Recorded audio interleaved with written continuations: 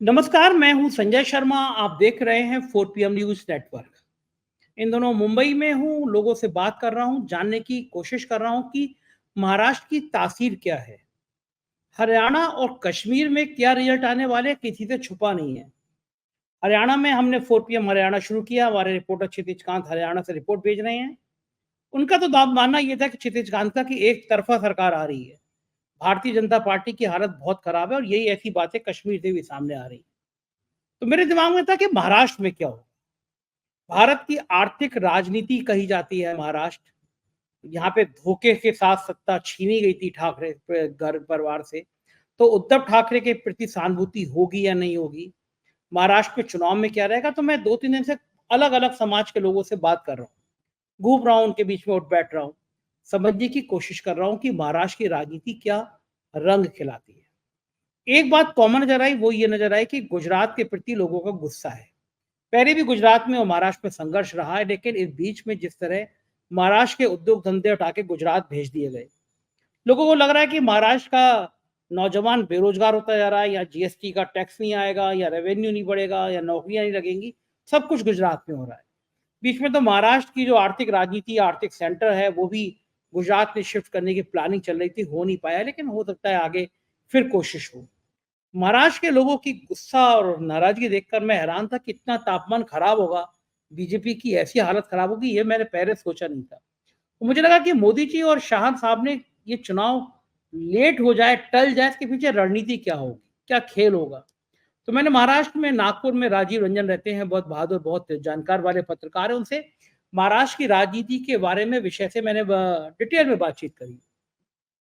लेकिन उससे पहले एक अच्छी सी सूचना ये कि 4 पीएम म्यूजिक मैंने लॉन्च किया और मैं देख रहा था कि पूरे देश में गणेश उत्सव बहुत धूमधाम से मनाया जाता है, और खास तौर से महाराष्ट्र की राजधानी मुंबई में तो बहुत जोर शोर से। कल मैं पंकज त्रिपाठी जी के घर गया, बहुत अच्छे अभिनेता हैं देश के वो। उन्होंने भगवान गणेश की प्रतिमा स्थापित की थी, गणेशोत्सव चल रहा था, उस पूजा कार्यक्रम में मैं भी शामिल हुआ। बड़ा अच्छा लगा मुझे। एक भगवान गणेश के ऊपर एक गीत हम लोगों ने बनाया है, ये उसका लिंक दिख रहा है आपको, नीचे डिस्क्रिप्शन में मिल जाएगा।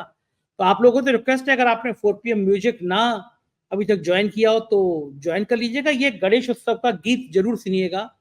4 पीएम म्यूजिक एक नया नया मैदान है मेरे लिए। तो आपका सहयोग रहेगा तो वो 4 पीएम म्यूजिक में हम बड़े अनोखी नए-नए किस्म के प्रयोग करते रहेंगे। कुछ समाज के कमज़ोर लोगों को लाके उनके गाने तैयार करा के आपको सुनाते रहेंगे, तो प्लीज़ उसको भी सब्सक्राइब करिएगा। चलते हैं राजीव रंजन जी के पास। राजीव जी, इन दिनों मुंबई में हूँ और मैंने 2 दिनों में कई लोगों से बात करी। चाय वालों से बात करी, टेम्पो वालों से बात करी, आम आदमी से। थोड़ा मुंबई की नब्ज़ टटोलने की कोशिश करी कि महाराष्ट्र में चल क्या रहा है। क्योंकि मोटा-मोटा मुझे कश्मीर और हरियाणा के चुनाव का पता है। हम लोगों ने 4 पीएम हरियाणा शुरू किया, क्षितिज कांत बड़ी मेहनत से जुटे हुए हैं, गाँव-गाँव जा रहे हैं, दिखा रहे हैं हरियाणा, और जम्मू कश्मीर के लोगों के भी संपर्क में हूँ। लगभग दोनों जगह बीजेपी की बैंड बज रही है। मेरी सबसे ज़्यादा रुचि महाराष्ट्र के चुनाव में थी, इसलिए क्योंकि महाराष्ट्र की राजनीति ने देश को पिछले 2 सालों से बड़ा उल्टा-पुल्टा किया, बड़ा चर्चा का विषय बनी। लेकिन मैं हैरान हुआ यहाँ लोगों से बात करके राजीव भाई, मैंने जितना सोचा था भारतीय जनता पार्टी की हालत मुझे उससे भी ज़्यादा पतली नज़र आ रही है।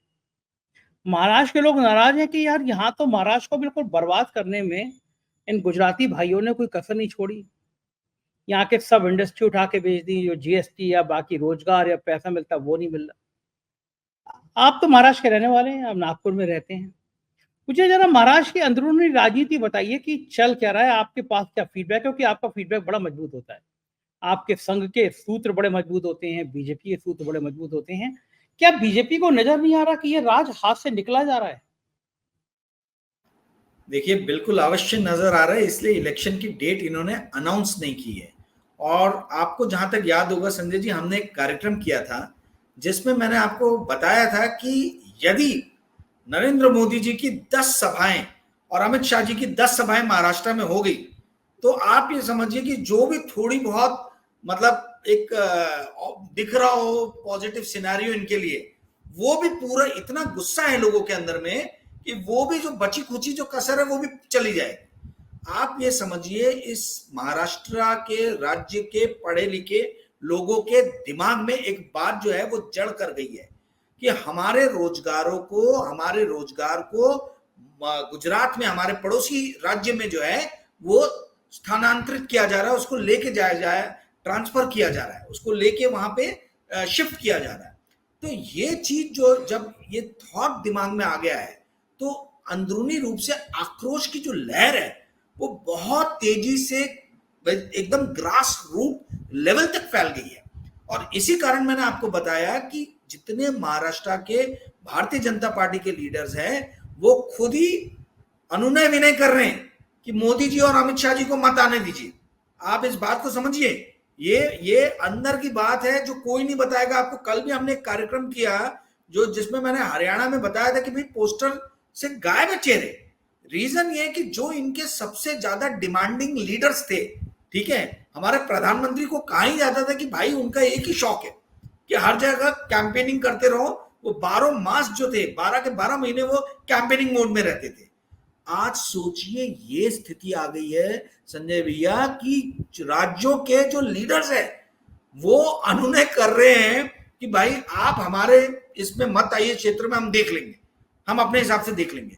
तो गुस्सा जो है, क्रोध जो है वो मिडिल क्लास में बहुत ज्यादा है। और आप जैसा जानते हैं कि किसी भी क्रांति की लॉ जो है, किसी भी राज्य में, राष्ट्र में यदि क्रांति होती है चुनावों के माध्यम से या दूसरे माध्यम से भी, तो वो उसका जननी जो है वो होता है मिडिल क्लास, पढ़े लिखे लोग। आप देखिए जब हमारा देश भी आजाद हुआ था तो जब तक ये साउथ अफ्रीका और लंदन से पढ़ के लिख के आए हुए बैरिस्टर नहीं शामिल हुए थे तब तक फ्रीडम मूवमेंट को स्ट्रेंथ नहीं मिला था। तो जब भी कहीं के भी पढ़े लिखे लोग यदि सत्ता के विरोधी हो जाते हैं, शासन करने वालों के विरोधी हो जाते हैं, तो आप ये पाएंगे कि अमूमन उस राज्य के अंदर में या उस राष्ट्र के अंदर में अमूलचूल परिवर्तन होते ही होते हैं। महाराष्ट्र के अंदर में भी यही हो रहा है। महाराष्ट्र के अंदर में जो मिडिल क्लास जो फैमिलीज हैं, जो मिडिल क्लास के लोग हैं, उनको दो चीजों से बहुत ज्यादा रोष है। और वो ये है कि पहला, उनको नौकरियां जो है, महाराष्ट्र में बेरोजगारी बहुत तेजी से फैल गई है। महाराष्ट्र के तो पूरे भारतवर्ष की यही कहानी है कि यहाँ बेरोजगारी बहुत ज्यादा है। तो एक रोष उस चीज का है कि भाई गुजरात लेके जाया जा रहा है और जो व्यापारी हैं उनका ये मानना है कि हमारे व्यापार को गुजराती व्यापारी जो है वो छीन रहे हैं। यहाँ के जो कॉन्ट्रैक्टर्स हैं वो बोलते हैं सारे कॉन्ट्रैक्ट गुजराती लेके जा रहे हैं। तो भाई व्यापारी लोग नाराज हैं, कॉन्ट्रैक्टर लोग नाराज हैं, पढ़ा लिखा मिडिल क्लास जो बच्चे इंजीनियरिंग एमबीए के वो नाराज हैं। तो आपको वोट डालेगा कौन? इसलिए इन्होंने एक चारा दिया है वो लाडली बहिना योजना का कि भैया 1500 रुपए सबको दिए जाएं और इलेक्शन डेट हम थोड़ा लेट कर देंगे ताकि जो औरतें जो हैं एटलीस्ट वो तो हमारे फेवर में आ जाए। एक चीज ये हुई।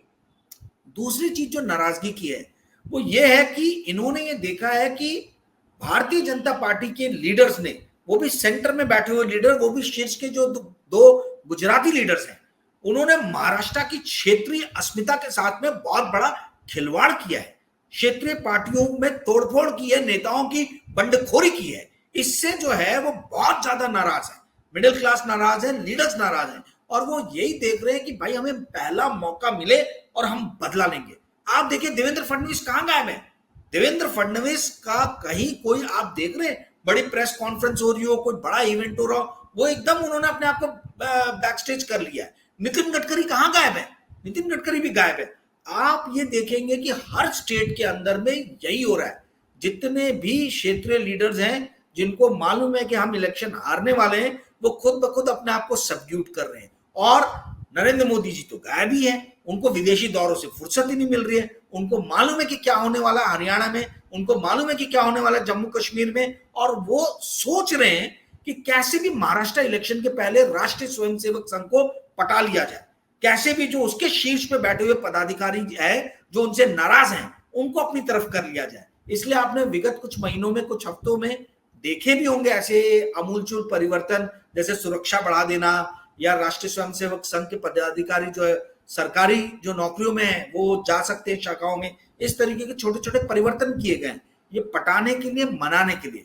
मुझे नहीं लगता कि इसका कोई बहुत ज्यादा फर्क या असर पड़ेगा और आने वाला समय बड़ा ही दिलचस्प समय है संजय जी। महाराष्ट्र का इलेक्शन जो है इस देश की राजनीति को एक अलग ही मोड़, एक अलग ही आयाम देने में पूरी तरीके से सक्षम है। जी संजय जी। लग भी रहा है ये, लेकिन बीच में मैंने एक और महत्वपूर्ण बात देखी चैनल है, देश का सबसे बड़ा चैनल कहता है खुद को आज तक, उसके महान एंकर हैं सुधीर चौधरी, तिहाड़ रिटर्न है, आपके बड़े करीबी हैं क्योंकि रिपोर्ट आप लेकर आए थे, मैंने सुना है, और 100 करोड़ में रिश्वत में बेचने वो चले गए थे, ओरिजिनल रिपोर्ट आपकी थी। ये देश के लोगों को पता ही नहीं होगा कि सुधीर चौधरी जो खबर बेचने गए थे 100 करोड़ में, वो सारी खबर राजीव रंजन की थी, राजीव रंजन ने खोज के निकाली और सुधीर चौधरी 100 करोड़ में बेचे चले गए और पहुंच गए हवाला। खैर, सुधीर चौधरी जो शो करते हैं वो बच्चा बच्चा देश का जानता है कि वो मोदी जी की प्रशंसा में दिन रात एक करते थे। गाना है ना, तुम अगर रात कहो तो रात कहेंगे, जो तुमको हो पसंद वही बात कहेंगे। तो सुधीर चौधरी भी उसी स्टाइल में पत्रकारिता करते हैं। लेकिन पिछले दिनों मैं एक शो देख रहा था, नितिन गडकरी के बड़ा खिलाफ था कि जो टोल टैक्स है उसकी वसूली, रैकेट, मतलब लोगों ने कहा कि सुधीर चौधरी का हृदय परिवर्तन हो गया है, मोदी सरकार के भ्रष्टाचार का किस्सा सामने आ रहा है। लेकिन मुझे याद आया कि एक बार दिल्ली की एक रोड का मामला सामने आया था कि केजरीवाल ने कहा था सोने की रोड बन गई है ये तो। वो रोड जो है वो करोड़ों में बनी थी, मतलब बननी थी लाखों में, बनी करोड़ों में जाके, तो बड़ा विवाद हुआ था। और अब ये टोल टैक्स के स्कैंडल का घोटाला वो भी सुधीर चौधरी खोल रहे हैं। क्या गडकरी को टारगेट किया जा रहा है? क्या मोदी जी को लगता है कि अगर मान लीजिए जम्मू कश्मीर, हरियाणा, महाराष्ट्र, झारखंड की सत्ता निकल गई तो संघ ये दबाव बनाएगा कि भाई साहब बहुत हो गया, अब आप चलिए थोड़ी देर विश्राम कर लीजिए, आडवाणी जी वाले ग्रुप में आ जाइए, मुरली मनोहर जोशी वाले ग्रुप में आ जाइए, थोड़ा रेस्ट रूम में चले जाइए, बहुत दिन चला लिया। तो उनको लगता है कि गडकरी इसके बाद हो सकते हैं, और उसके बाद हों उससे पहले गडकरी की पर कतर दिए जाए। वरना सुधीर चौधरी गडकरी के खिलाफ ऐसी खबर चला दे, ये कोई स्वीकार करने को मन नहीं करता कि कुछ है मामला। आपके सोर्स ज्यादा है और आप तो बिजनेस के बहुत अंदर तक के घुसी रहती है, रिपोर्टिंग आपको बड़े पता रहता है। खेल क्या है ये सारा?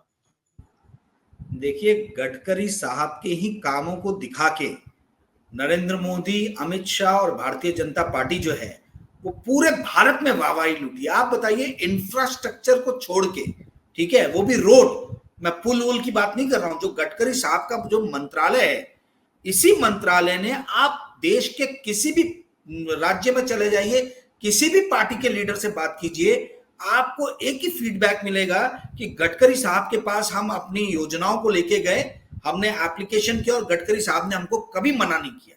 गडकरी साहब जितनी जगह रोड बांट सकते थे उतनी जगह उन्होंने रोड बांटी। और आज भारतीय जनता पार्टी यदि किसी मंत्रालय का दिखाती है, मतलब दम्भ भरती है, अभिमान करती है कि हमने देश में विकास किया है, तो वो सिर्फ और सिर्फ गडकरी साहब का मंत्रालय है जहां पे काम हुआ है। अन्यथा आप देखिए, अश्वनी वैष्णव जी रेल मंत्रालय, क्या हालत है, हर दिन 2 ट्रेन टकरा रही है, आपको मालूम ही है कि क्या हो रहा है, आपने कई कार्यक्रम किए। आप पेपर लीक देखिए, एचआरडी मिनिस्ट्री की क्या हालत है, हर महीने कोई ना कोई पेपर लीक हो रहा है। इनके पास में विदेश मंत्रालय का वही बुरा हालत है, आर्थिक मंत्रालय का वही बुरा हालत है। एक मेव यदि कोई मंत्रालय है जिसने पिछले 10 साल में, 10.5 साल में परफॉर्म किया है, तो वो गडकरी साहब का मंत्रालय नितिन गडकरी जी ने किया है।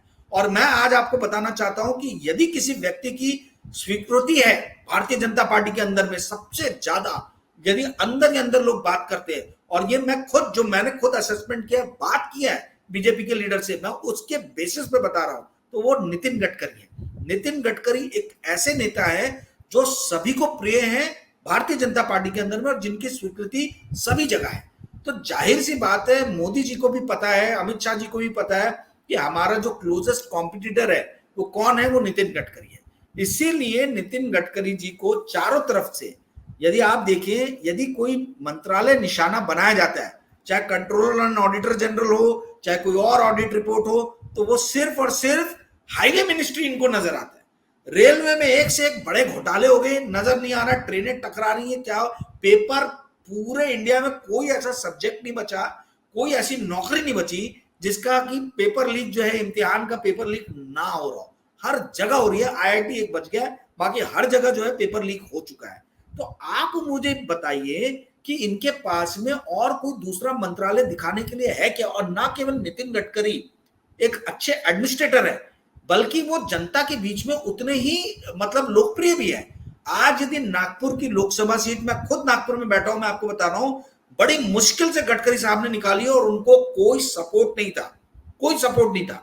तो खुद जा जाके उन्होंने प्रचार किया है और लोगों ने गडकरी साहब को वोट दिया है, क्योंकि उन्होंने काम जो है वो काफी ज्यादा विकास के काम भारत में किए हैं और नागपुर शहर के अंदर किए हैं। तो आप इस बात को समझिए कि गडकरी जी इनके क्लोजेस्ट कॉम्पिटिटर हैं, संघ के प्रिय हैं, जनता में लोकप्रिय हैं, मीडिया में उनकी छवि अच्छी है। तो भाई आप किससे घबराएंगे, किससे भय खाएंगे? दूर दूर तक कोई दूसरा लीडर ऐसा नहीं है, दूर दूर तक कोई ऐसा लीडर नहीं है। राजनाथ सिंह बन सकते थे, परंतु राजनाथ सिंह को इन्होंने अपने पाले में कर लिया और राजनाथ सिंह की वो जनता में लोकप्रियता नहीं है जो नितिन गडकरी की है। नितिन गडकरी इंडिपेंडेंट भी खड़े हो जाए तो जीत जाएंगे नागपुर से, पर क्या राजनाथ सिंह ये बात बोल सकते हैं कि मैं लखनऊ से अगर इंडिपेंडेंट खड़ा होऊंगा तो जीत जाऊंगा? तो ये अंतर है। और आपका सही कहना है कि गडकरी जी को साइडलाइन किया जा रहा है। ये सिर्फ मेरे को आपको नहीं समझ में आ रहा है, ये जितने भी पॉलिटिकल इश्यूज को कवर करने वाले पत्रकार है और पॉलिटिकल मुद्दों पे ध्यान रखने वाली जनता है, ये उन सबको समझ में आ रहा है। जी संजय जी, बिल्कुल ठीक कह रहे हैं। मुझे बताइए कि गडकरी और देवेंद्र फडणवीस, इनके आपस के रिश्ते क्या हैं? इनमें आपस में कंपटीशन रहेगा, लोगों को दोनों में रहेगा कि भाई बीजेपी की कमान कौन संभाले, या दोनों चुनाव से दूर रहेंगे कि भैया लुटिया तो डूबी रही है, हम अपने सिर क्यों काले मुंह पे काले पोते हैं कि चुनाव हमारी वजह से आ रहा? क्या रहेगा इक्वेशन देवेंद्र फडणवीस, गडकरी और बीजेपी के बीच? देखिए गडकरी साहब को तो ये लोग खुद ही दूर रख रहे हैं इलेक्शन से। गडकरी साहब रिक्लूसिव जो मतलब वो जो अलग थलग हट गए हैं या पड़ गए हैं, उसका कारण ये नहीं है कि वो चाहते हैं कि मैं अलग थलग रहूं, उसका कारण ये है कि उनको अलग थलग कर दिया गया है। देवेंद्र फडणवीस के हाथ में कमान है, 5 साल वो मुख्यमंत्री थे और 3.5 साल वो उप मुख्यमंत्री रहे हैं और गृह मंत्री रहे हैं इधर महाराष्ट्र के। तो वो तो किसी भी तरीके से इस इलेक्शन से दूर जा नहीं सकते हैं, उनके हाथ में बागडोर रहने वाली है। चंद्रशेखर बावनकुले जो है वो एकदम इन्हीं के आदमी हैं, देवेंद्र फडणवीस के। हालांकि चंद्रशेखर बावनकुले को राजनीति में लाने वाले जो महाराष्ट्र के अभी अध्यक्ष है बावनकुले जी, उनको लाने वाले जो हैं वो नितिन गडकरी जी हैं। तो गडकरी साहब के वो खास आदमी हुआ करते थे, पर अब जाके वो फडणवीस खेमे में बैठ गए हैं। तो कहने का अर्थ ये है, जो आपने सवाल पूछा वो ये है कि फडणवीस जी पूरी तरीके से इन्वॉल्व रहेंगे। गडकरी साहब को कितना ये इन्वॉल्व करते हैं मुझे मालूम नहीं। जब इनको लगेगा कि पूरी तरीके से हमारे हाथ से चीजें निकल गई हैं, तब गडकरी साहब को वहां पे जो है भेजा जाएगा कि भाई संभालो संभालो अभी संभालो, पहले उनके हाथ में कुछ नहीं दिया जाएगा। ये मैं ये चीज को जानता हूं, समझता हूं कि चलो गडकरी जी के कारण कुछ जो भी सीट आ सके वो आ जाए, परंतु अभी आज की स्थिति जो है, जो मेरी जानकारी में है, मुझे कोई नितिन गडकरी जी ने ये खुद नहीं बताया, जो मेरी जानकारी में है वो ये है कि वो अभी day to day Maharashtra state के पॉलिटिकल इससे दूर है। मतलब उनका डे टू डे अफेयर में कोई बहुत ज्यादा हस्तक्षेप नहीं है और वो खुद हस्तक्षेप करना भी नहीं चाहते हैं। सारी कमान देवेंद्र फडणवीस के अपने हाथ में है। जी संजय जी, बिल्कुल ठीक बात है। इधर में मुझे मुंबई में कुछ लोगों ने एक घटना बताई तो मुझे यूपी की एक घटना याद आ गई कि देश के गृह राज्य मंत्री थे टेनी बाबू, उनके बेटे ने किसानों के ऊपर गाड़ी चढ़ा दी थी और फिर बड़े घमंड में रहे थे वो, और बेटे को बचाने की कोशिश करी थी। पद से नहीं हटाया था मोदी जी ने, लेकिन जनता ने हटा दिया, जनता ने चुनाव हरा दिया। मुझे कल किसी ने बताया कि ऐसी घटना महाराष्ट्र में भी घटी है। महाराष्ट्र के गृह मंत्री के साहबजादे ने कुछ ऐसा ही कांड कर डाला कि मीडिया में सुर्खी क्यों नहीं बना? ये कांड इतनी घटना है क्या, और क्या फीडबैक है इस घटना के बारे में आपके पास? ये नागपुर की घटना है। ये घटना जो हुई है ये नागपुर में हुई है और जो महाराष्ट्र के प्रदेश अध्यक्ष है चंद्रशेखर बावनकुले, इनके जो सुपुत्र हैं, उन्होंने संडे को रात में 12:30 बजे, ऐसे बताया जाता है, एक यहाँ पे पब है, उससे वो मदिरा पान करके निकले। उनके साथ में उनके 2 अन्य मित्र थे, ऑडी Q8 में थे। अब आपको मैं एक चीज वैसे बता दूं, आपके दर्शकों को जानकारी के लिए काफी सारी चीजें बताऊंगा जो मीडिया में अभी कहीं भी नहीं है इस घटना से रिलेटेड। पर इसमें सबसे बड़ी बात जो है संजय जी, आप इस बात को समझिए कि चंद्रशेखर बावनकुले ऑटो चलाते थे, ऑटो ड्राइवर थे। उस ऑटो ड्राइवर को गडकरी साहब ने कहां से उठा के कहां लेके आए वो, ठीक है, उनको पहली बार जो मौका मिला वो नितिन गडकरी नहीं दिया। तो अब मेरा सवाल यह है कि एक ऑटो ड्राइवर के पास में ऑडी गाड़ी कैसे आई? अब बोलेंगे कि ऑटो तो बहुत पहले चलाते थे। मेरा ये जानना है, मुझे ये समझना है कि चंद्रशेखर बावनकुले का ऐसा क्या उद्योग धंधा है, क्या व्यापार है कि उन्होंने महल जैसी अपनी हवेली बनाई है, महल जैसी। उनके पास में ऑडियो ना जाने कितनी ऐसी बेशकीमती जो है कारें हैं। तो ये समझ में मुझे नहीं आ रहा है कि ये कहां से संसाधन आ रहे हैं, कहां से इकट्ठे किए गए संसाधन है।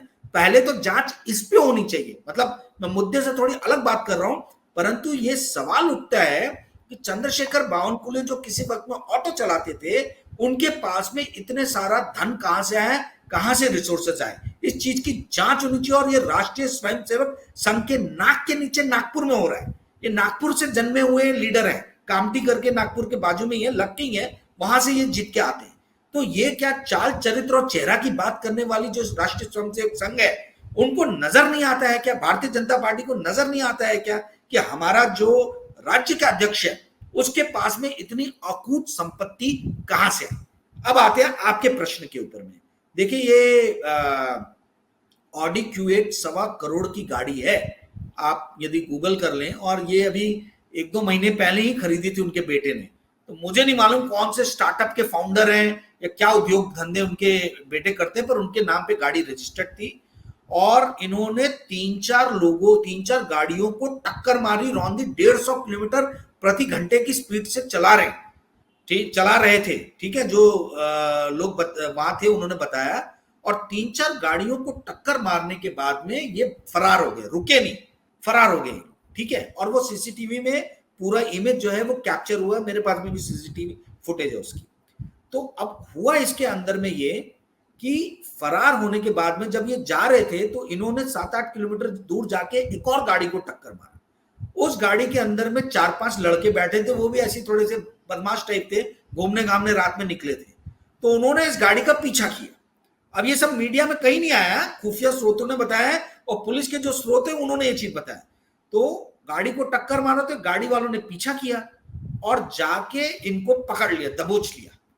और फिर उसके बाद में उनकी खूब पिटाई की, इनको उठा के लेके गए एक टिमकी करके जगह है, ठीक है, वहां पे। मतलब वो दोनों लड़कों को ले गए और बावनकुले जी का लड़का बोलते पुल फांद के भाग गया और ये दो पकड़ में आ गए। और जो पकड़ में आए इसमें से एक लड़के ने अपनी वाइफ को रात में लाइव लोकेशन शेयर किया और लाइव लोकेशन शेयर करने पे वो वाइफ ने अपने ससुर को बताया। ससुर पुलिस के साथ में पहुंचे, ससुर बड़े क्लोज है चंद्रशेखर बावनकुले के और उनका बेटा जो है वो क्लोज है इनके बेटे का। तो ये पहुंचे वहां पर, जाके इन्होंने पुलिस ने रेस्क्यू किया दोनों लड़कों को। और मजे की बात ये देखिए कि एफआईआर में एक का भी नाम नहीं है, तीनों में से तीनों का, यानी जो दो मित्र थे और बावनकुले जी के जो लड़के हैं तीनों का नाम नहीं है। तो इस पे कांग्रेस और शिवसेना कूदी। मंडे को मीडिया से पूरी तरीके से गायब ये न्यूज, ये संडे की रात को हुआ है, मंडे में कहीं नहीं आया। मंडे को जब कांग्रेस और शिवसेना कूदी और उन्होंने ट्वीट करने चालू किए यहाँ के लोकल लीडर्स ने, तो जाके डीसीपी जो जोन 2 है उनको आके, राहुल मदने नाम है उनका, उनको आके ये बयान देना पड़ा कि हाँ भाई ये गाड़ी के अंदर में संकेत बावनकुले जो चंद्रशेखर बावनकुले के लड़के हैं वो भी थे। अब देखिए संजय जी, इसमें मूल बात क्या है? मूल बात यह है कि मेडिकल आपका हुआ नहीं, ठीक है। जब गाड़ी को लेके आया गया पुलिस स्टेशन में, सीताबड़ी पुलिस स्टेशन जो जहां कंप्लेन हुई है, तो गाड़ी का नंबर प्लेट निकाला हुआ है, तो आप प्रूफ कैसे करोगे? ठीक है। और संकेत बावनकुले का मेडिकल हुआ नहीं, वो भाग गया, ठीक है, उसका कहीं नाम ही नहीं है एफआईआर के अंदर में। तो ये डीसीपी के कमेंट करने के बाद भी कोई फायदा नहीं उस चीज का, क्योंकि आगे चल के तो इसमें कुछ निकलने नहीं वाला, ये केस तो पहले कमजोर कर दिया गया है। अब मुझे डर जो है वो ये है, जो मैं आपको बताना चाहता हूं कि ये जो 4-5 लड़के उठा के लेके गए थे, वो लड़के थोड़े से ऐसे मुस्टंडे टाइप थे, मतलब पहलवानी करने वाले थे, इसलिए भारी पड़कर वो मुस्लिम लड़के थे। तो मुझे डर ये है कि कहीं ये हिंदू मुसलमान का रुख जो है ये इलेक्शन के ठीक पहले ना हो जाए, ठीक है। वो टीम की मुस्लिम बहुल एरिया है, इसीलिए बड़ा सेंसिटिव इशू है। और इसमें 2 चीजें हो रही हैं। पुलिस इसलिए एफआईआर नहीं कर रही लड़कों, क्योंकि ये तो किडनैपिंग का केस है, उठा के लेके जा रहे हैं। पुलिस इसलिए नहीं कर रही कि बावनकुले जी की बेइज्जती हो जाएगी कि भाई ऐसे कौन से आगे लोग जो बावनकुले साहब के लड़के को या उनके दोस्तों को उठा के लेके गए। और कांग्रेस इसलिए हल्ला नहीं कर रही क्योंकि वो चुनाव के पहले हिंदू मुसलमान नहीं चाहती है। तो ये दोनों ही पार्टियों के फेवर में है कि ये मुद्दा दब जाए। तो मुझे इसमें ज्यादा ऐसा दिखता नहीं है कि ये इशू जो है बहुत विकराल रूप लेगा। परंतु जैसे आपने अजय मिश्रा टेनी के बेटे के बारे में बताया, या ये बावनकुले जी के लड़के का ये इंसिडेंट जो सामने आया, इससे बड़ी ही विकृत मानसिकता सामने आती है। इससे ये समझ में आता है कि इस देश में जो है वो न्याय महंगा है और मौत जो है वो सस्ती है। इस देश में खून सस्ता है और पानी महंगा है। इस देश में जो मिडिल क्लास फैमिली जो हम लोग हैं, हम अपने बच्चों को गलत शिक्षा देते हैं कि बेटा पढ़ाई लिखाई करो, ईमानदारी से काम करो, लॉ एंड ऑर्डर को फॉलो करो। यदि हम अपने बच्चों को यह शिक्षा दें कि बेटा चाय बना के कैसे प्रधानमंत्री बना जाता है या ऑटो चला के कैसे मुख्यमंत्री बना जाता है, तो शायद हमारे बच्चे ज्यादा खुशहाल रहेंगे, ऐसा मुझे प्रतीत होता है। ये दिखा रहा है कि देश किस दिशा में जा रहा है। जी सर, बिल्कुल ठीक बात है। बात लौटेंगे राजनीति की तरफ। संजय राउत जी ने मुझसे दावा किया कि आप देखते रहिए, इस बार बहुत बहुमत के साथ महा विकास अघाड़ी सरकार बनाएगा। और संजय राउत जब बोलते हैं तो बिल्कुल आप जानते हैं कितने फायर ब्रांड नेता हैं, वो बोलते हैं तो एक स्वर में बोलते हैं वो। और उन्होंने कहा कि उद्धव ठाकरे के प्रति लोगों के मन में बहुत सहानुभूति है। ये मैंने महसूस भी किया। कल जिन लोगों से बात की मैंने, कल शाम को मैं पंकज त्रिपाठी जी के घर गया, उनके गणेश प्रतिमा का स्थापना थी, पूजा उत्सव था। वहाँ भी कई अलग अलग प्रकार के लोग आए हुए थे। रास्ते में मैंने वो फेरी होता है उस पर गया, तो मैं कई लोगों से बात कर रहा, तो मैंने देखा कि यहाँ के लोगों के मन में उद्धव के प्रति सिंपैथी है। उनको लगता है कि उद्धव ठाकरे के संग धोखा हुआ है, और जो ठाकरे परिवार से जुड़ी सिंपैथी है वो उद्धव के साथ है। अगर ये सिंपैथी रहती है चुनाव तक, तो इसका क्या असर पड़ेगा महाराष्ट्र की राजनीति में? देखिए, यहाँ भी सिमिलर वही केस है। बाला साहब ठाकरे और उद्धव ठाकरे ने ऑटो चलाने वाले शिंदे साहब को मुख्यमंत्री के मतलब वो लीडर ऑफ ऑपोजिशन बना दिया था, ठीक है। वो बाद में उनको तोड़ के मुख्यमंत्री बनाया भाजपा ने, वो बात अलग है। परंतु आप सोचिए कितने निचले तबके से उठाया था उनको, ठीक है। तो जो बावनकुळे जी ने गडकरी साहब के साथ किया, वही शिंदे साहब ने ठाकरे साहब के साथ कर दिया। आप इस बात को समझिए, ये बात जैसे बॉम्बे में नहीं, पूरे महाराष्ट्र में इस बात की एक टीस है, एक चुभन है कि जिस आदमी ने कोरोना के टाइम में महाराष्ट्र में इतना अच्छा शासन दिया। देखिए, पूरे इंडिया में सबसे ज्यादा यदि कहीं केसेस कंटेन हुए, टाइमली एक्शन लिया गया हेल्थ पे, तो महाराष्ट्र था। और महाराष्ट्र में रिपोर्टिंग भी एकदम टाइमिंग पे हो रही थी। तो जो मुख्यमंत्री इतना अच्छा कार्य कर रहा था, आपने उससे सत्ता जो है छल कपट करके क्यों छीना? और ना केवल सत्ता छीना, बल्कि आपने उसकी पार्टी तक तोड़ डाली। और उसके अंदर में आपने जो सरकारी संस्थान जो हैं, ईडी, डीआरआई, सीबीआई, किसी को नहीं छोड़ा, सभी का दुरुपयोग किया। ये हम सबके सामने है। ये आप देखिए, इस देश की, इस राज्य के जो गृह मंत्री रहे हैं, ठीक है, उन्होंने, अनिल देशमुख जी ने कई जगह इंटरव्यू दिया है, कई जगह ये बताया है कि मेरे को देवेंद्र फडणवीस ने एक भेजा था एफिडेविट की, बोला आप इस पर साइन कर दो।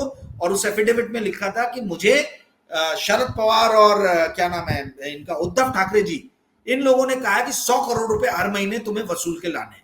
और जब मैंने मना किया तो उसके बाद में मेरे खिलाफ ये एक्शन हुआ। ये अनिल देशमुख जी बोल रहे हैं, और अभी परसों उनके खिलाफ सीबीआई ने केस रजिस्टर कर दिया कि आप ये सारी बातें क्यों कर रहे हो। तो ये छल कपट करके, ये पुलिस का डंडा चला के, ये सीबीआई, डीआरआई, ईडी का दुरुपयोग करके, ये जिस तरीके से महाराष्ट्र में सत्ता का नंगा नाच किया गया है, इससे जो आम जनता है, आम जनता को 5 साल में एक बार मौका मिलता है, सिर्फ एक बार मौका मिलता है जब वो अपने शक्ति का प्रदर्शन कर सकती है। तो वही शक्ति के प्रदर्शन में आम जनता ने इस बार ठान रखा है। और मैं जहां जहां गया, संजय जी, आप तो विजिट कर ही रहे हो, मैं भी बहुत जगह भ्रमण कर रहा हूं, घूम रहा हूं, हर जगह से मुझे एक ही चीज पता चल रही है कि इस बार क्लीन स्वीप है, बहुत स्ट्रांग लहर है महागठबंधन के, यानी कांग्रेस, शरद पवार जी की राष्ट्रवादी कांग्रेस पार्टी, और आपकी उद्धव शिवसेना के प्रति लोगों का जन समर्थन बहुत ज्यादा है। बहुत बहुत शुक्रिया राजीव रंजन जी, इतनी विस्तार से महाराष्ट्र की राजनीति को बताने के लिए। थैंक यू भाई। तो ये थे राजीव रंजन जी, आप सुन रहे थे सारी बातचीत। मुझे यकीन है महाराष्ट्र की राजनीति की सारी बारीकियां आप इस इंटरव्यू में समझ चुके होंगे। कैसी लगी बातचीत जरूर बताइएगा। शुक्रिया, थैंक यू।